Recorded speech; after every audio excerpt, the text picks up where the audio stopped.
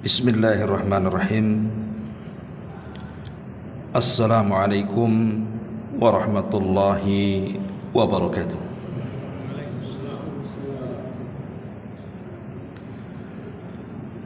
Alhamdulillah. Alhamdulillahilladzi bi ni'matihi tatimmus shalihat. Asyhadu an la ilaha illallah wahdahu rabbi la syarika lah wa asyhadu anna Muhammadan abduhu wa rasuluhu alladzi la nabiyya ba'dah.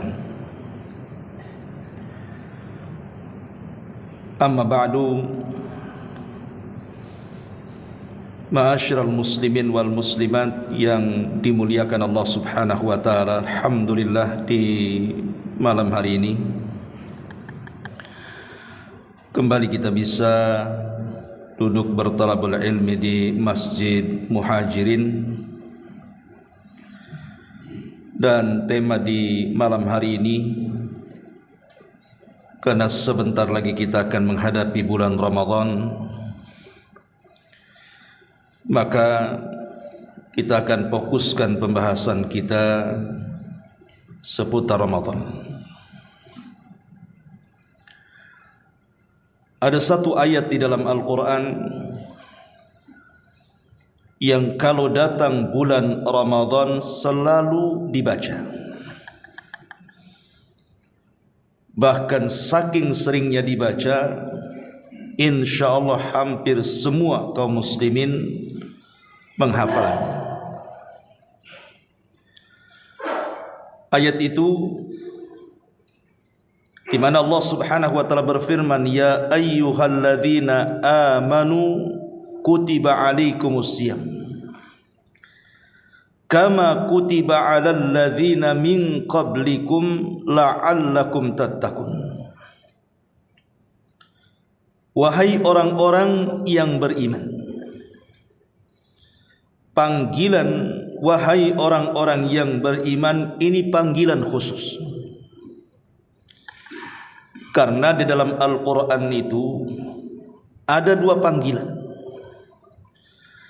Pertama, panggilan umum, di mana Allah Subhanahu wa taala mengatakan ya ayyuhan nas, wahai manusia. Dan ada panggilan khusus ya ayyuhalladzina amanu, wahai orang-orang yang beriman. Inilah yang membedakan antara ayat-ayat Makkiyah dan ayat-ayat Madaniyah. Kalau ayat-ayat Makkiyah artinya turun sebelum hijrah, maka panggilannya biasanya umum, wahai manusia, berarti mencakup mukmin dan kafir. Tapi kalau panggilannya terhadap ayat-ayat Madani, di mana turun setelah hijrah Nabi SAW ke kota Madinah, maka hampir secara keseluruhan panggilannya menjadi khusus. Ya ayyuhalladzina amanu, wahai orang-orang yang beriman. Kenapa kemudian panggilannya berubah? Karena kita tahu bahwa panggilan ini, kata Abdullah ibnu Mas'ud radhiyallahu anhu, apabila Allah Subhanahu wa taala memanggil kita dengan panggilan khusus, kata beliau, fa'ar'i sam'ak, maka dengarkan panggilan itu secara seksama. Karena boleh jadi setelah panggilan itu ada perintah penting yang harus dilaksanakan, atau ada larangan yang berbahaya yang harus ditinggalkan. Kenapa kemudian setelah panggilan khusus ini ada perintah-perintah penting yang harus dilakukan dan ada larangan-larangan bahaya yang harus ditinggalkan? Karena biasanya orang-orang yang sudah tertempa keimanannya, maka dia akan sanggup melaksanakan perintah seberat apapun dan mampu menjauhi larangan walaupun dalam larangan itu ada yang disukainya. Lah para sahabat sudah tertempa 13 tahun di kota Mekah. Mereka ditempa oleh Nabi SAW tentang tauhid la ilaha illallah. Di Mekah belum ada ibadah-ibadah yang diperintahkan, hanya menanamkan tauhid la ilaha illallah saja selama 13 tahun. Sehingga ketika hijrah ke kota Madinah, mereka sudah mantap. Makanya panggilannya juga berubah.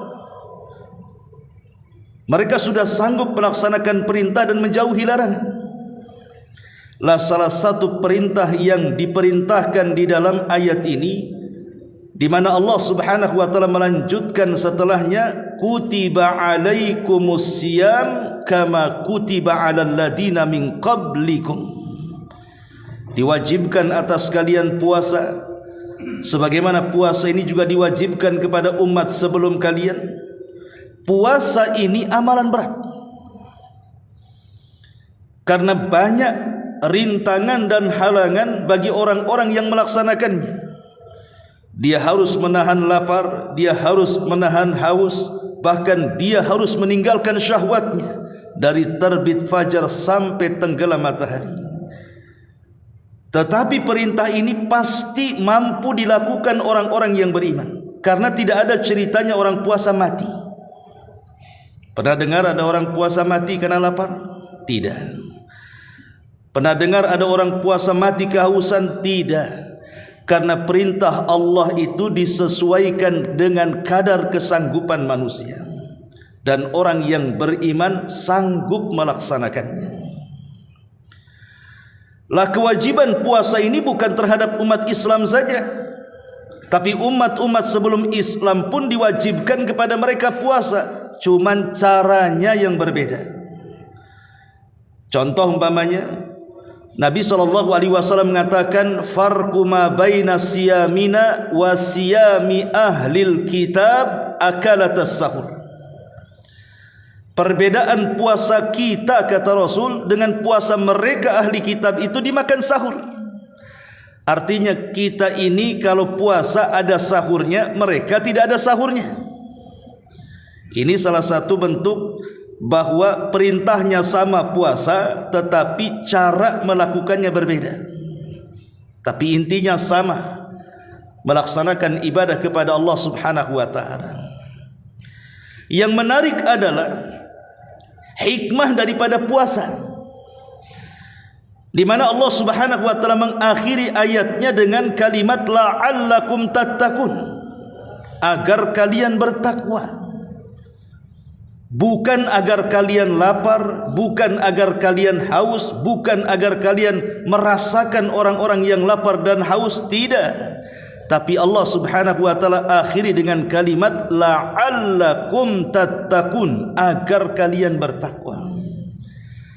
Dan Nabi SAW mengatakan at-taqwa hahuna, takwa itu dalam hati. Berarti target puasa itu bidikannya hati, bukan badan. Jadi hikmah puasa itu memperbaiki hati. Kalau hikmah puasa memperbaiki hati, berarti puasa itu bukan hanya sekedar menahan lapar, menahan dahaga, menahan syahwat, tapi lebih daripada itu. Dia tahan pandangannya, tidak memandang kepada yang haram. Dia tahan pendengarannya, tidak mendengar sesuatu yang diharamkan. Dia tahan lisannya, tidak mengucapkan sesuatu yang ada dosanya. Bahkan dia mampu menahan tangan dan kakinya untuk melangkahkan ke tempat-tempat kemaksiatan, sehingga puasanya bernilai di hadapan Allah Subhanahu wa taala. Karena sering saya katakan, kalau Anda bertanya kepada saya, umpamanya Anda puasa, Ustadz, puasa saya sah atau tidak?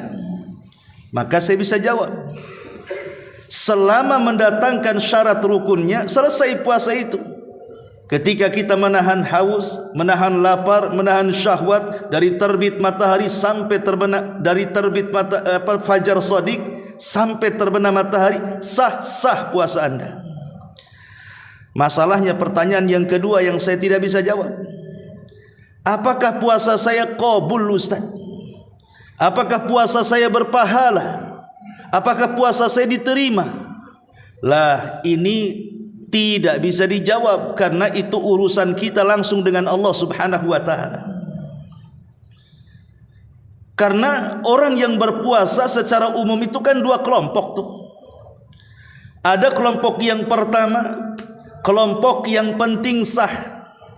Yang penting tidak makan, tidak minum, tidak melakukan hubungan suami istri, menghindarkan hal-hal yang membatalkan puasa, sah saja puasanya. Walaupun mungkin lisannya bergibah, matanya memandang yang haram, telinganya mendengar hal-hal yang diharamkan, sah-sah saja. Itu kalau asal sah, dan ini kebanyakan orang puasa. Tapi di sana ada kelompok yang kedua, yang tidak sekedar hanya memperhatikan sah dan tidaknya saja, tapi lebih daripada itu dia mengharap pahala dalam puasanya. Yaitu tadi, bukan hanya puasa perutnya saja, tapi matanya, telinganya, lisannya, hatinya, akalnya juga ikut puasa.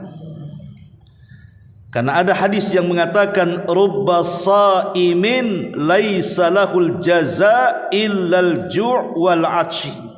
Berapa banyak orang yang berpuasa tapi tidak mendapatkan pahala kecuali hanya menahan lapar dan dahaga saja. Ma'asyiral muslimin wal muslimat yang dimuliakan Allah Subhanahu wa taala. Puasa ini banyak faedah yang kita akan jelaskan. Tentu dengan mengenal faedah-faedah supaya ada rangsangan, supaya lebih rindu lagi kita menghadapi Ramadan. Karena sebuah amalan kalau tidak tahu keistimewaannya terkadang malas kita melaksanakannya. Tapi sebuah amalan kalau kita paham dan tahu, oh ini pahalanya, ini faedahnya, ini manfaatnya, pasti kita akan semangat melaksanakannya. Maka malam ini kita akan memfokuskan tentang ibadah puasa. Walaupun di Ramadan ini banyak ibadah selain puasa, tapi kita masuk ke intinya. Karena puasa adalah bagian daripada rukun Islam. Rasul mengatakan bunyal Islam ala khamsin, syahadati an la ilaha illallah wa anna Muhammadar Rasulullah wa iqamis salati wa itaiz zakati wa saumi Ramadan wa hajjil baitil in istata'a ilaihi sabila. Islam ini dibangun di atas bangunan. Yang pertama syahadat, yang kedua salat, yang ketiga baru kemudian di situ ada zakat, puasa, haji. Ini bagian daripada rukun Islam lah, salah satunya puasa. Lalu apa faedahnya puasa ini? Pertama, faedah puasa, puasa ini melahirkan akhlak. Sebenarnya seluruh rukun Islam itu melahirkan akhlak. Salat melahirkan akhlak. Innas salata tanha 'anil fahsya'i wal munkar. Sesungguhnya salat itu bisa mencegah perbuatan keji dan kemungkaran akhlak. Haji juga melahirkan akhlak. Faman hajjal baita, barang siapa yang berhaji ke Baitullah, walam yarfus walam yafsuk, dia tidak berbuat keonaran dan tidak berbuat kefasikan, raja'a ka yaumin waladathu ummuhu, dia pulang dari Mekah seperti bayi yang baru dilahirkan. Menghindari kefasikan, menghindari keonaran, mengucapkan sesuatu yang kotor, itu bagian daripada akhlak. Zakat juga sama, di mana Allah mengatakan khudh min amwalihim shadaqatan tutahhiruhum wa tuzakkihim bihi. Ambillah harta-harta zakat itu dari mereka. Untuk apa? Untuk membersihkan harta dan membersihkan hati kalian. Ini bagian daripada akhlak. Lah puasa juga sama. Puasa itu melahirkan akhlak yang banyak sekali. Pertama, akhlak yang dilahirkan puasa itu adalah keikhlasan. Karena puasa itu kan ibadah sirriyah, ya. Ibadah yang tidak ada yang tahu kecuali Allah. Kalau solat bukan ibadah sirriyah, karena nampak yang solat. Ada orang yang sedang solat, kita tahu, oh itu dia sedang solat. Kenapa? Nampak tuh takbirnya, nampak rukunya, nampak sujudnya. Ibadah solat ini bukan ibadah sirriyah, tidak terang-terangan, justru ibadah terang-terangan. Zakat ibadah terang-terangan, nampak hartanya. Haji apalagi terang-terangan, yang ngantar satu kecamatan.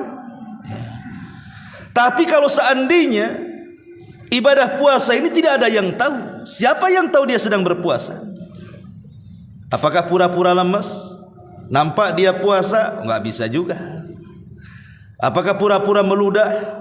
Dianggap puasa? Enggak, boleh jadi sedang sariawat. Apakah kemudian pura-pura bibirnya dilap biar kering? Tidak juga, jangan-jangan lagi padas dalam. Ibadah puasa itu tidak bisa dideteksi kecuali kalau orangnya ngomong, "Afan, saya lagi puasa." Walaupun bisa dipercaya, bisa tidak. Ah, dia itu suka bohong, katanya puasa, totalnya makan. Jadi puasa itu tidak bisa dideteksi. Itu urusan kita dengan Allah Subhanahu wa ta'ala. Makanya puasa itu tidak bisa dinilai, keikhlasannya pun tidak bisa dinilai. Kalau sholat papanya kan, kita bisa menilai, ada sholat si anu tuh khusyuk sekali Ustaz. Kenapa? Mantap tuh sholatnya, lama, iya kan? Oh si anu itu zakatnya berani, sedekahnya apa, nominalnya besar. Oh si anu itu hajinya mantap. Kenapa? Dulu dia itu pemabok, sekarang sudah sadar tuh. Tapi kalau puasa macam mana menilainya coba? Tidak bisa dinilai puasa itu. Makanya sebagaimana puasa itu sifatnya ibadah sirriyah, tidak ada yang tahu kecuali dia dengan Allah, lahirlah keikhlasan. Makanya pahalanya juga disembunyikan. Allah tidak menyebutkan nominalnya. Kalau sholat disebutkan nominalnya, zakat disebutkan nominalnya, haji disebutkan nominalnya. Tapi puasa tidak. Kata Nabi SAW dalam hadis qudsi itu, "As-saumu li wa ana azzibi." Puasa itu milikku, kata Allah, aku yang akan membalasnya. Kenapa tidak ditampakkan pahala puasa, justru dirahasiakan? Karena puasa sendiri ibadah rahasia, maka pahalanya juga rahasia. Hanya Allah saja yang tahu dengan orang yang berpuasa. Di sini lahir keikhlasan. Ma'asyiral muslimin yang dimuliakan Allah Subhanahu wa ta'ala. Dan ikhlas itu kan amalan hati yang paling utama. Dari seluruh amalan hati yang paling utama, ikhlaslah peringkat pertama. Tapi masalahnya, ikhlas inilah yang selalu digoyang-goyang setan supaya orang yang beribadah itu tidak ikhlas. Makanya Imam Ghazali sampai mengatakan, "An-nasu mauta illal alimun, wal alimuna niyamun illal amilun, wal amiluna mughtarrun illal mukhlisun." Hakikatnya manusia itu mati kecuali orang-orang yang punya pengetahuan atau orang alim. Tetapi orang alim juga bisa tidur kalau dia tidak mengamalkan ilmunya. Lah orang yang mengamalkan ilmu terkadang tertipu, dia bangga dengan amalannya, kecuali orang-orang yang ikhlas. Lihat di sini kata Imam Ghazali, manusia itu mati kecuali dia punya ilmu. Tapi orang yang berilmu bisa tidur kalau dia tidak mengamalkan ilmunya. Orang yang mengamalkan ilmunya bisa tertipu kalau tidak ikhlas. Berarti kita tahu bahwa ikhlas itu menghidupkan manusia. Jasad tanpa ikhlas seperti bangkai, begitu istilahnya. Makanya ikhlas itu penting. Kalau seandainya dalam badan kita ini ada namanya jasad, ada namanya ruh. maka amal itu jasadnya, ruh itu ikhlasnya. Kalau jasad tanpa ruh, mati dia. Sama dengan amal tanpa ikhlas, percuma dia. Makanya kenapa kemudian amalan batin ini terkadang lebih mulia dibandingkan amalan zahir, amalan jasad. Tetapi masalahnya, terkadang banyak penyakit-penyakit yang berusaha untuk merusak amalan batin ini. Tapi manusia kebanyakan memperhatikan penyakit zahir, tapi tidak pernah kemudian memperhatikan penyakit batin. Penyakit zahir ini anehnya, kalau orang punya penyakit nih, seandainya jasad kita penuh dengan penyakit, terkadang manusia tidak tahu. Nampak pamannya sehat badannya, rupanya punya kanker. Nampak badannya sehat, rupanya punya tumor. Nampak badan sehat, rupanya asam uratnya tinggi, darah tingginya muncak. Jadi penyakit zahir itu terkadang orang tidak tahu. Tapi penyakit batin terkadang mudah dideteksi. Orang sombong bisa saja, si sombong si anu tuh katanya. Nampak kan gitu. Padahal itu penyakit hati kan sombong itu. Tapi orang bisa nilai itu. Oh si anu kikir itu. Itu si anu hasad tuh. Nah, terkadang penyakit batin ini mudah dideteksi. Masalahnya, ketika orang lebih memperhatikan penyakit zahir dan lupa dengan penyakit batin, dia tidak tahu kalau penyakit zahir itu parah-parahnya hanya menghancurkan dunia. Tapi kalau penyakit batin bukan dunia saja yang dihancurkannya, akhirat pun dihancurkan dia.